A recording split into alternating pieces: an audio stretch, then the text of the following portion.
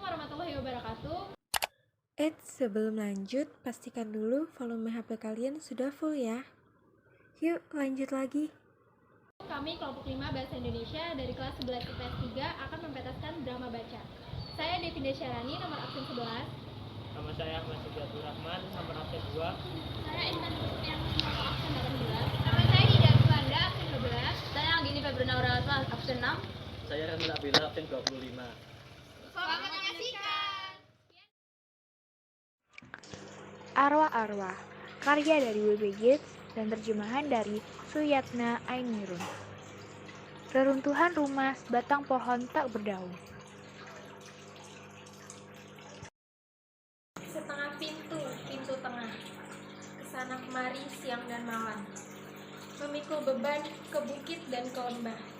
Mendengar kau bicara saja. Perhatikan rumah itu.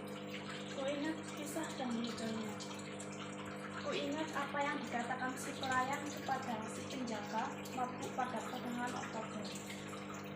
Tapi aku tak bisa. Di mana kisah dan berita sebuah rumah kala ambang pintunya dipakai untuk bagi kandang batu. Kau pernah kenal jalan ini? Bulan bersinar di atas jalan. Bayangkan awan jatuh di atas atap rumah. Itulah lambang. Lihatlah pohon itu. Seperti apa rupanya? Pengakuan peringatan. Aku melihatnya tahun yang lalu, kotak seperti sekarang. Maka aku pilih kerja yang paling baik. Aku melihatnya 50 tahun yang lalu sebelum petir membelahnya. Daun-daun hijau, daun-daun tua, daun-daun gemuk mentega, hidup gemuk dan berlemak, berdiri di situ dan lihatlah, karena ada orang di rumah itu. Tak seorang pun di sini. Ada orang di situ. Lantai sudah hilang, bendera hilang, dan di mana seharusnya ada atap. Hanya langit yang membentang. Dan di sini pun pecahan kulit telur jatuh dari sarang beberapa. Tapi ada beberapa yang tidak peduli pada apa yang hilang atau pada apa yang ada. Arwah-arwah dari alam barzah yang kembali ke rumah dan tempat yang mereka kenal. Kau tidak keluar lagi. Untuk merasakan lagi dosa-dosa mereka tidak sekali, tapi berulang-ulang. Akhirnya mereka tahu akibat dari dosa-dosa itu. Atas orang lain, ataupun atas dirinya sendiri. Atas orang lain bisa menolong. Tapi kalau atas dirinya sendiri, tak ada pertolongan kecuali atas diri sendiri dan pada belas kasihan Tuhan. Cukup sudah, bicaralah pada burung-burung kalau kau harus bicara juga. Berhenti, duduk di situ. Itulah di mana rumah aku dilahirkan. Rumah tua yang terbakar itu. Ibuku atau nenekku memiliki tanah di daerah ini. Kadang-kadang anjing dan kuda. Ia punya kuda di ladang ternak dan di sana bertemu dengan ayahku. Budak di kandang kuda. Saling pandang lalu mereka kawin. Tapi kemudian ibuku tak mau mengenalnya lagi. Apa yang benar dan apa yang salah? Kakekku mendapatkan gratisnya beserta uangnya. Ayahku memboroskan semua milik ibuku. Ibuku tak pernah tahu yang terjelek karena ia meninggal waktu melahirkan aku. Tapi sekarang ia tahu semuanya karena ia telah mati. Orang-orang besar hidup dan mati di rumah ini. Pati-pati, demang-demang, dan hakim-hakim. Punggawa-punggawa dan perwira yang dulu bertempur di Semenanjung dan Muara. Mereka yang telah pergi dengan tugas pemerintah pulang untuk mati atau datang dari seberang tiap awal musim kemarau untuk meninjau bunga-bunga di bulan Mei dalam taman. Mereka mencintai pohon-pohon yang ditebang ayahku untuk membayar kekalahan di meja judi atau dengan kuda, minuman, atau perempuan. Mereka mencintai semua lorong yang ada di rumah ini, membinasakan rumah di mana orang-orang besar menjadi dewasa, kawin, dan meninggal. Menyatakan di sini telah berlangsung suatu kejahatan yang laknat. Wah, tapi kau beruntung. Pakaian mewah, mungkin kuda gagal untuk ditunggangi. Supaya aku tidak lebih unggul darinya, ayahku tidak pernah mengirim aku ke sekolah. Tapi masih ada orang yang cinta karena aku juga anak ibuku. Istri penjaga mengajar aku membaca. Pak Padre mengajar aku bahasa. Banyak buku-buku berharga dengan cerita mewah abad lalu. Buku-buku modern dan kuno. Beribu-ribu buku. Dan aku kau beri pendidikan apa? Kuberi kau pendidikan yang patut bagi anak haram yang gampang. Ketika aku berumur 16 tahun, ayahku membakar rumah itu dalam mangkuknya. Itu usiaku 16 tahun. Dan seluruhnya terbakar habis. Buku-buku, perpustakaan, dan segalanya. Apa Apa benar juga yang kudengar sepanjang jalan bahwa kau membunuh ayahmu di rumah yang terbakar itu? Tak ada seorang pun di sini kecuali kita. Tak seorang pun, Ayah. Kutikam dia dengan pisau yang sehari-hari biasa kita pakai. Setelah itu kutinggalkan dia di tengah api yang sedang berkobar. Mereka menemukan mayatnya. Seseorang menemukan bekas pisau tapi tak berani memastikan karena mayat itu hangus sebagai arang. Beberapa taman pemabuknya bersumpah untuk menghadapkan aku ke pengadilan. Mendalikan ancaman yang pernah dilontarkan, penjaga memberikan pakaian tua. Aku melarikan diri, bekerja di mana-mana, hingga aku menjual penjual dari jalan ke jalan. Bukan pekerjaan baik, tapi cukup baik. Karena aku anak ayahku. Karena apa yang dilakukan biasa aku lakukan. Dengarlah, darah kuda, dengar. Aku tidak mendengar apa-apa. Jalan terus. Malam ini adalah peringatan malam perkawinan ibuku atau malam aku ditandung. Ayahku naik kuda dari tempat minum, sebotol arak di tangannya. Di jendela muncul wanita muda. Lihat di jendela, ibuku berdiri di situ, mendengar. Pelayan-pelayan sudah tidur. Ibuku sendirian.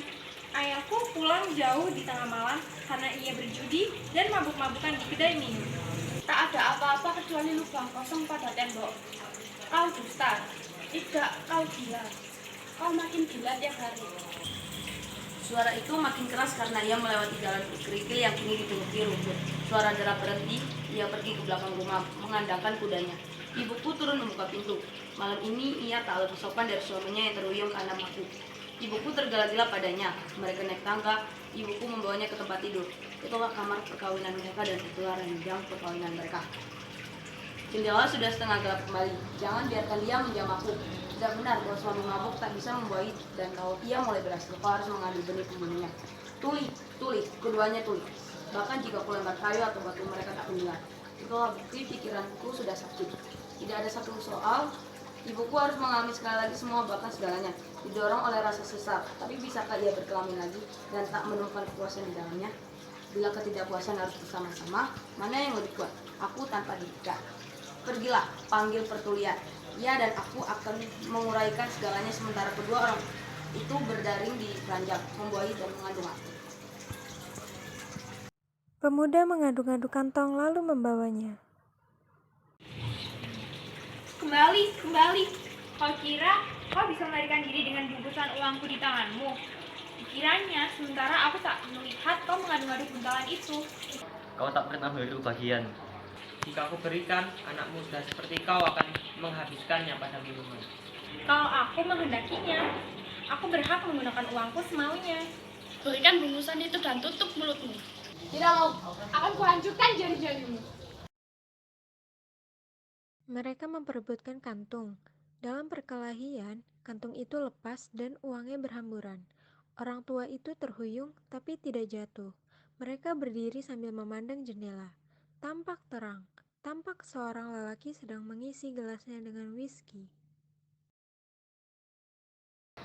Bagaimana kalau kau kubunuh? Kau membunuh kakakku karena kamu muda dan ia tua. Sekarang aku yang muda dan kau yang tua. Ini lebih jelas 16 tahun itu. Apa yang kau cekkan? Lebih mudah. Padahal perempuan itu harus tahu bahwa lelaki itu bukan macammu. Apa yang kau katakan? Buktikan. Orang tua itu menunjuk ke jendela. Tuhanku, jendela itu terang. Dan seseorang berdiri di situ. Jendela itu terang lagi. Ayahku datang untuk mendapatkan segelas whisky. Ia bersandar di sana seperti binatang yang kepenatan. Orang mati dibunuh yang hidup kembali. Dan ranjang pengantin jauh pada Adam, di mana aku baca kata-kata itu. Padahal tidak ada sesuatu pun yang tersandar di jendela itu selain bayangan yang ada di kepala ibuku yang mati kesepian dalam sesana. Tubuh yang menjelma sebelum dilahirkan. Mengerikan. Makhluk itu tak akan tahu apa-apa, karena bukan apa-apa. Jika aku bunuh orang di bawah jendela itu, ia bahkan tak sempat memutar kepalanya. Orang tua menikam anak muda itu. Ayahku dan anakku oleh pisau yang sama. Ini mengakhiri. Orang tua menikam berulang-ulang, jendela jadi gelap. Ibuku sayang, jendela itu gelap kembali. Tapi kau ada dalam cahaya sebab telah kuselesaikan segala akibatnya. Kubunuh anak itu karena ia telah tumbuh. Ia akan mematahkan nasib seorang perempuan, membuahinya dan melanjutkan keonaran. Sekian dari kami, terima kasih. Wah, tapi kau beruntung. Pendidikan apa? Kuberikan Pendidikan apa? Jalan terus, jalan telur. Yang ku dengar bahwa salah. Suara darah berhenti. Ia pergi ke... Oh, ulang. Woi. Itu bagian. Tahu dusta. Tidak. Padahal tidak ada sesuatu pun yang tersandar di jendela. Tidak ada sesuatu pun yang tersandar di jendela itu selain jendela itu terang dan seseorang berdiri di situ. Ikhlas